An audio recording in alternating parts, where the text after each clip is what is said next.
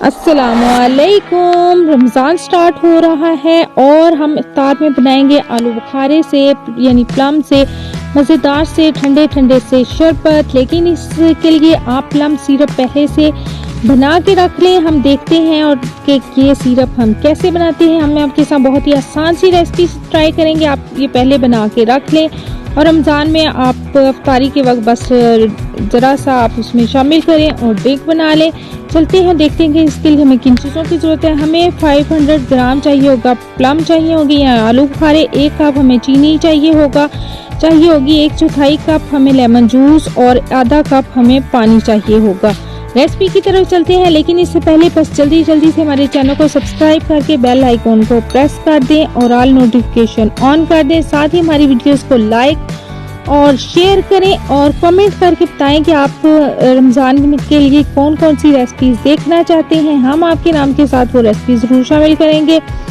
चलें जी, स्टार्ट करते हैं अपनी रेसिपी। आपने एक मोटे तंबे वाला सॉस पैन ले लेना है और इसमें आपने आलू बुखारे की गुठलियाँ निकाल कर वो डाल देनी है और बाकी तमाम जो चीज़ें हैं वो भी इसमें हम शामिल कर देंगे और इसे हम 15 मिनट तक अच्छी तरह से बॉईल करेंगे। इसके बाद हमने इसे अच्छा सा ठंडा कर लेना है।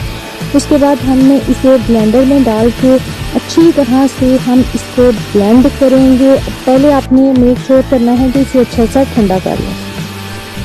इसके बाद हम क्या करेंगे जी, हम करेंगे ये कि हम इसको सेव करने के लिए शीशे की बोतल्स ले लेंगे और उसे 250 मिलीलीटर जार वाली बोतल हमने इस्तेमाल करनी है। 8 मिनट तक उबलते हुए पानी में हमने इसे रखना है।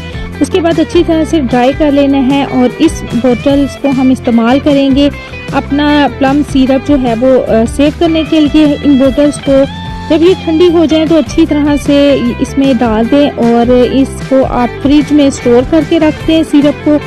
और आप मज़ेदार सा शरबत बनाएं इफ्तार में। बस आपको टाइम भी नहीं लगेगा। इफ्तार में टाइम ऐसा होता है कि आपने हर काम जल्दी से करना होता है, तो आपने बस इसे अपने टेस्ट के हिसाब से पानी में शामिल करना है और इसे बर्फ़ डाल के आपने प्लम सिरप से अच्छे से मज़ेदार से रिफ्रेशिंग से ड्रिंक बनाने हैं। हमें कमेंट करके बताएं कि आपको हमारी रेसिपी कैसी लगी।